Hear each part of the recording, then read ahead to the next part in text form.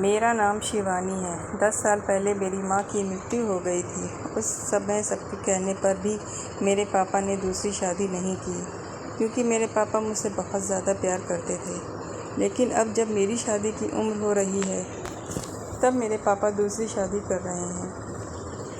मैंने पापा से मना किया तो पापा ने मेरे साथ जो किया उसे देखकर तो आपकी चीख निकल जाएगी। मेरे पापा ने मेरे साथ आज मैंने वह सब देखा जिसे देखने के लिए मैं कल्पना भी नहीं कर सकती थी।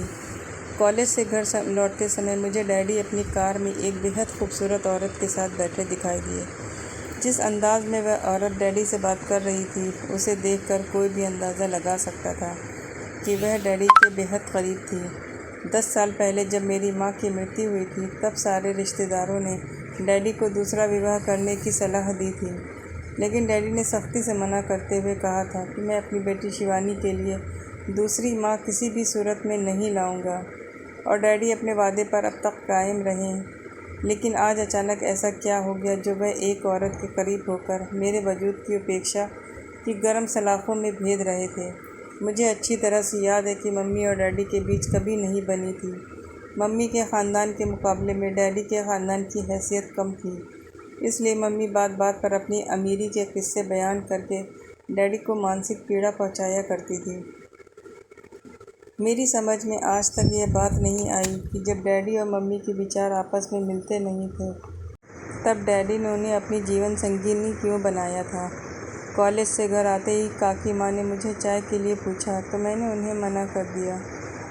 अपने कमरे में आ गई और अपने आंसुओं से तकियों को भिगोने लगी। 5 बजे के आसपास डैडी का फ़ोन आया तो मैं अपने गुस्से पर ज़बरन काबू पाते हुए बोली, डैडी आप इस वक्त कहाँ हैं? बेटे इस वक्त मैं अपनी। डैडी बड़े प्यार से बोले, आपके साथ कोई और भी है?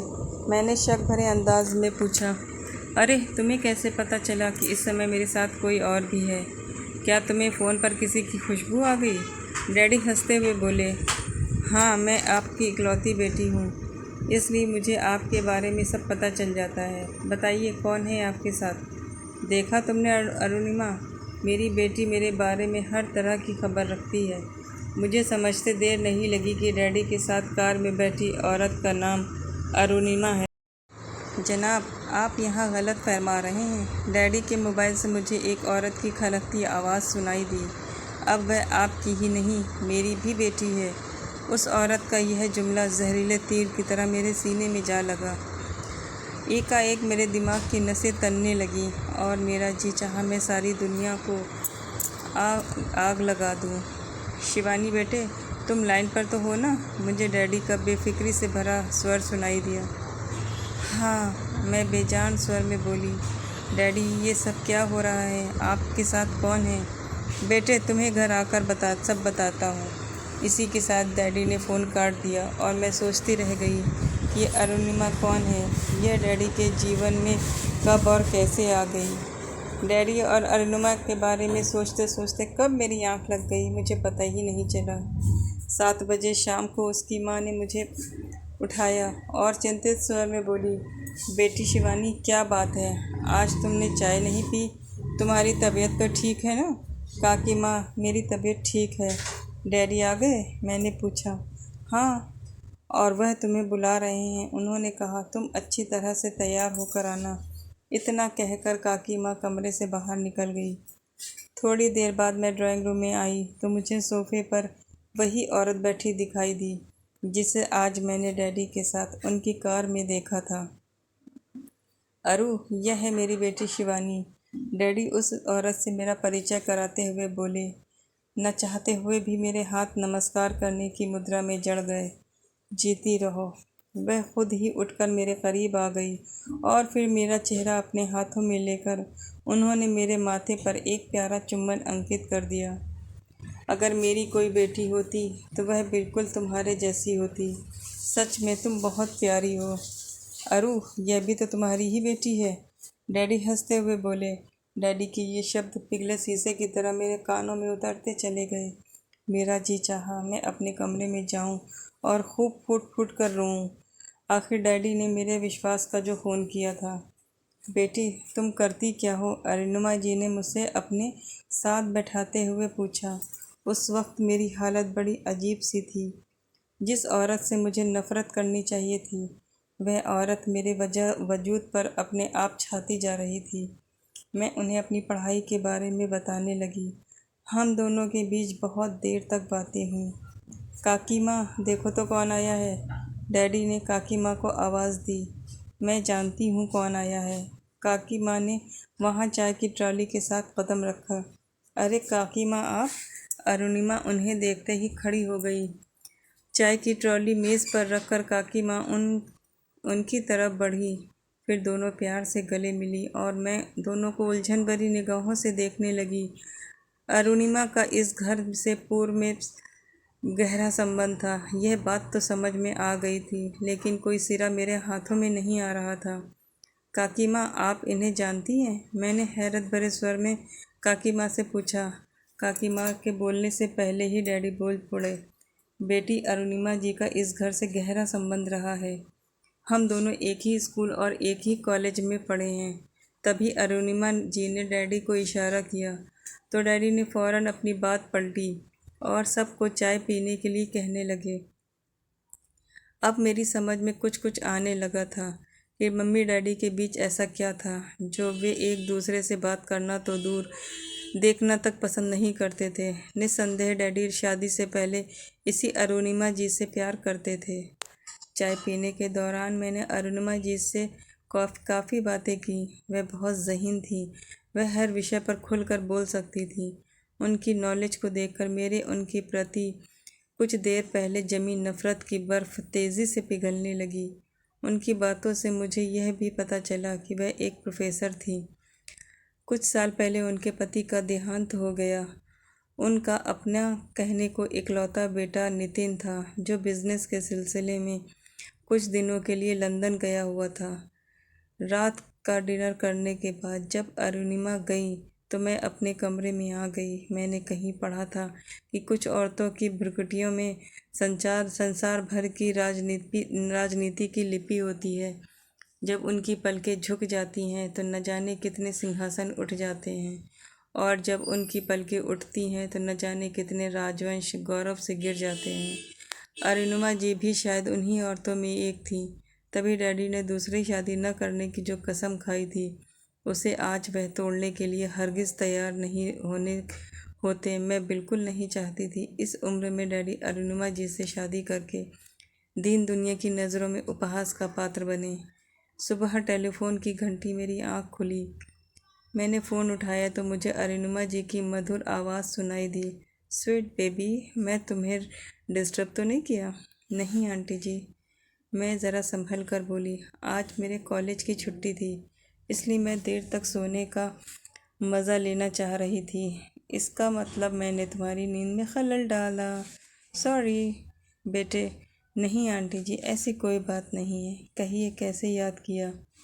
आज तुम्हारी छुट्टी है, तुम मेरे घर आ जाओ, हम खूब बातें करेंगे। सच कहूँ तो बेटे, कल तुमसे बात करके बहुत अच्छा लगा था, लेकिन आंटी डैडी की इजाज़त के बिना मैंने अपना वाक्य जानबूझकर अधूरा छोड़ दिया। तुम्हारे डैडी से मैं बात कर लूँगी। तुम बड़े हक से बोली, वह मना नहीं करेंगे। उस पल जहन में एक ही सवाल परेशान कर रहा था कि जिससे मुझे बेहद नफ़रत होनी चाहिए, मैं धीरे धीरे उसके करीब क्यों होती जा रही हूँ। 1 घंटे बाद मैं अरुणिमा जी के सामने थी। उन्होंने पहले तो मुझे गले लगाया, फिर बड़े प्यार से सोफ़े पर बैठाया।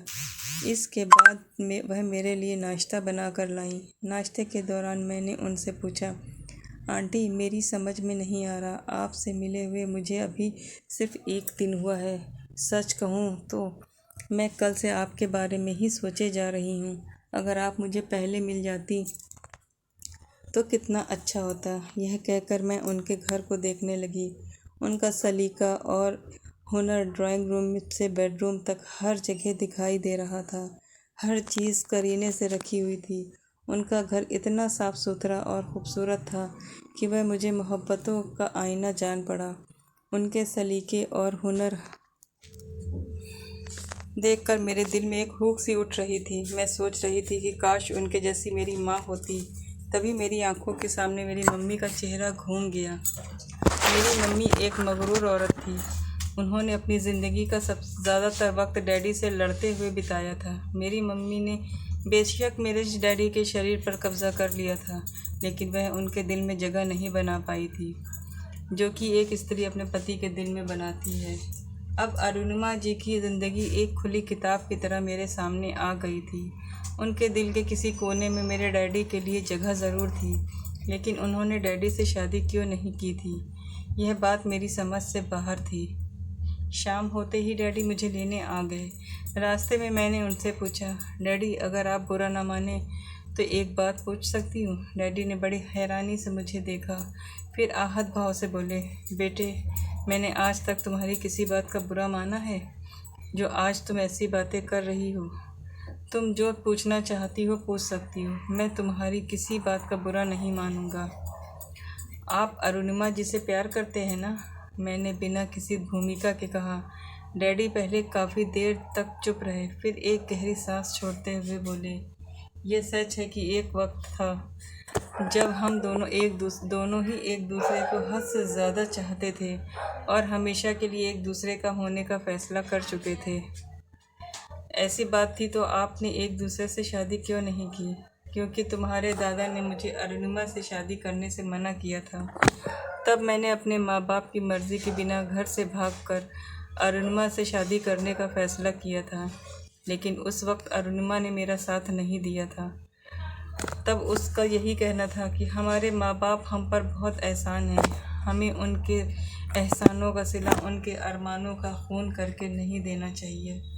उनकी खुशियों के लिए हमें अपने प्यार का बलिदान करना ही होगा। मैंने तब अरुणिमा को काफ़ी समझाया, लेकिन वह नहीं मानी, इसलिए हमें एक दूसरे की ज़िंदगी से दूर जाना पड़ा। कुछ दिन पहले मुझे वह एक पार्टी में मिली, तो मैं उसे तुम्हारी मम्मी कभी नहीं बना पाता। आज की तारीख में मैं उसका एक ही लड़का है जिसे अरुणिमा के तुम्हारी मम्मी बनने का से कोई एतराज़ नहीं है, लेकिन डैडी मुझे एतराज़ है। मैं कड़े स्वर में बोली, क्यों? डैडी की भवें तन उठी, क्योंकि मैं नहीं चाहती कि आपकी जगह सही हो। मुझे किसी की परवाह नहीं है। डैडी सख्ती से बोले, तुम्हें मेरा कहना मानना ही होगा। तुम अपने को दिमागी तौर पर तैयार कर लो, कुछ ही दिनों में वह तुम्हारी मम्मी बनने जा रही है। उस वक्त मुझे अपनी डैडी एक इंसान न लगकर एक हैवान लगे थे, जो दूसरे की इच्छाओं को अपने नुकीले नाखूनों से नोच कर तार तार कर देता है। 2 दिन पहले ही अरुणिमा जी का इकलौता बेटा नितिन लंदन से वापस लौटा, तो उन्होंने उससे सबसे पहले मुझे मिलाया। नितिन के बारे में मैं केवल इतना ही कहूँगी कि वह मेरे सपनों का राजकुमार है। मैंने अपने जीवन साथी की जो कल्पना की थी, वह हूबहू नितिन जैसा ही था। कितनी अजीब बात है, जिस बाप को शादी की उम्र की दहलीज पर खड़ी अपनी औलाद के हाथ पीले करने के बारे में सोचना चाहिए, वह बाप अपने स्वार्थ के लिए अपनी औलाद की खुशियों का खून करके अपने सिर पर सेहरा बांधने की सोच रहा है। आज अरुणिमा जी खरीदारी के लिए मुझे अपने साथ ले गई थी। मैं उनके साथ नहीं जाना चाहती थी, लेकिन डैडी के कहने पर मुझे उनके साथ जाना पड़ा। शॉपिंग के दौरान अरुणिमा जी ने एक नई नवेली दुल्हन के कपड़े और जेवर खरीदे, तो मुझे उनसे भी नफ़रत होने लगी।